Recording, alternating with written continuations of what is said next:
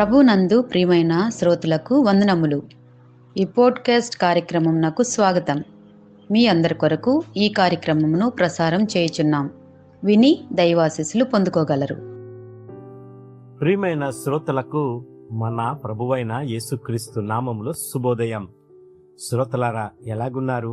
మీ కొరకు ప్రతి దినం ఫీబా ఇండియా పక్షముగా ప్రార్థన చేస్తున్నాం. రండి, ఈ ఉదయకాలము దేవుని సన్నిధిలో దేవుని వాక్యాన్ని ధ్యానం చేద్దాం. ప్రతిదినం దేవునితో నడక అనే అంశములో నుంచి ఈరోజు తీసుకోబడిన అంశము ప్రార్థన, ప్రేయర్. ప్రేయర్ అనేది దేవునితో మనకి సంబంధాన్ని బలపరుస్తూ ఉంది.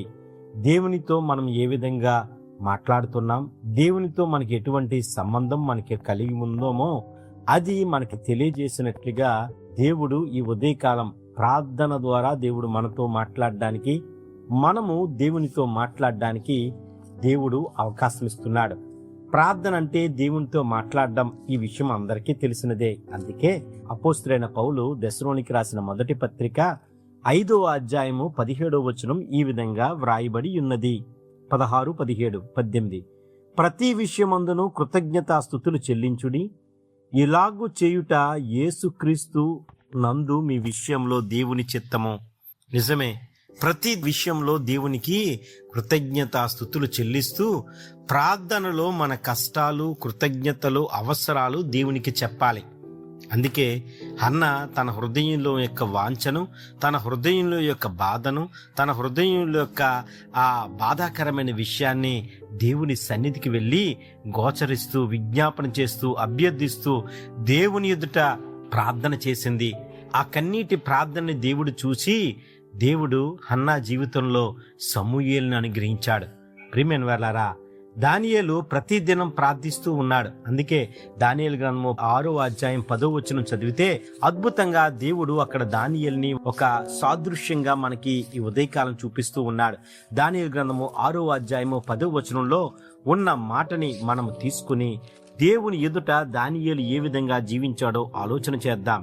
ఇట్టి శాసనము సంతకము చేయబడినని దానియేలు తెలుసుకున్నను, అతడు తన ఇంటికి వెళ్లి యథాప్రకారముగా అనుదినము 3 మోకాళ్ళుని తన ఇంటి పైగది కిటికీలు యెరూషలేము తట్టులకు తెరవబడి ఉండగా తన దేవునికి ప్రార్థన చేయుచు ఆయనను స్తుతించుచూ వచ్చెను. ప్రియమైన వారలారా, ప్రార్థన ద్వారా దేవునికి అతను స్తుతులు చెల్లిస్తూ వచ్చెను. అందుకే ఉదయకాలం, సాయంకాలం ప్రార్థన మనం అలవాటు చేసుకోవాలని దేవుడు కోరుతూ ఉన్నాడు. చిన్న విషయాల్లో కూడా దేవునితో మాట్లాడి మనం ముందుకు వెళ్లే విధంగా ఉండాలని దేవుని వాక్యం తెలియజేస్తుంది. ఫలితం ఏమిటో తెలుసా? శాంతి, సమాధానం, దేవుని మార్గదర్శనం, మనల్ని నడిపించే, మనం ఆలోచన చేయగలిగే, మనము స్థిరపరచబడగలిగే ఆలోచన దేవుడు మనకి ఇవ్వడానికి సిద్ధపడుతున్నాడు. అట్టి రీతిలో మనం ముందుకు వెళ్ళలాగున ప్రార్థన మన జీవితాల్లో ప్రతిదినం దేవునితో నడక అనే అంశంలో ఇది ఉండాలన్నది దేవుని యొక్క మాటగా మీ మధ్యన చెబుతూ ఉన్నాను. ప్రియమైన వారలారా, ప్రార్థన చేస్తే జీవితం విజయం పొందుతుంది.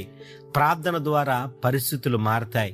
ప్రార్థన ప్రతి పరిస్థితిని మార్చి స్థితిగతికలను మార్చగలిగినది, దేవుడితో సంబంధం మనకు కలిగించగలిగినది ఆ ప్రార్థనే. మరి ఈ ప్రార్థనా జీవితం మనలో ఎలాగుంది? టోనీ ఫోమ్ గారనే ఒక ప్రార్థనా పరుడు భారతదేశం కొరకు 39 రోజులు ఉపవాసం ఉండి ప్రార్థన చేసి 40వ దినాన్న ఆయన దేవుని సన్నిధికి చేరుకున్నాడు. ఆయన ఒకసారి భారతదేశానికి వచ్చినప్పుడు విశాఖపట్నంలో జరిగిన ఒక మీటింగ్లో ఆయన ఒకటి అనౌన్స్ చేశాడు. ఏం చెప్పాడంటే, రోజుకి 24 గంటలు మీరు 2.5 గంటలు కానీ దేవుని సన్నిధిలో మీరు ప్రార్థన చేయలేకపోతే మీరు సాతాను యొక్క పాకెట్లో ఉంటారు. ఒకవేళ మీరు ప్రతి దినం 2.5 గంటలు దేవునితో మాట్లాడుతూ, దేవునితో మీరు సత్సంబంధం కలిగి, మంచి సన్నిహిత్యం కలిగి దేవునితో మీరుంటే సాతానుడు మీ పాకెట్లో ఉంటాడు అని ఆయన చెప్పాడు. నిజంగా ఒక్కసారి మన జీవితాల్లో, మన కుటుంబ జీవితాల్లో ప్రార్థన జీవితం మనకి ఎలాగున్నది ఆలోచన చేసుకుందాం. ప్రార్థన అంటే మీటింగ్లు అటెండ్ అవ్వలేని వారు, ప్రార్థన కూడికలు రాలేని వారు మనలో చాలా మంది ఉండిపోవచ్చు. కానీ ప్రార్థన పరిస్థితులను మార్చుతుంది. ఎప్పుడో హాస్పిటలైజ్ అయినప్పుడో, ఎప్పుడో అనారోగ్యం వచ్చినప్పుడో, ఎప్పుడో అవసరం వచ్చినప్పుడో ప్రార్థన కొరకే మనం కూర్చుంటున్నామేమో.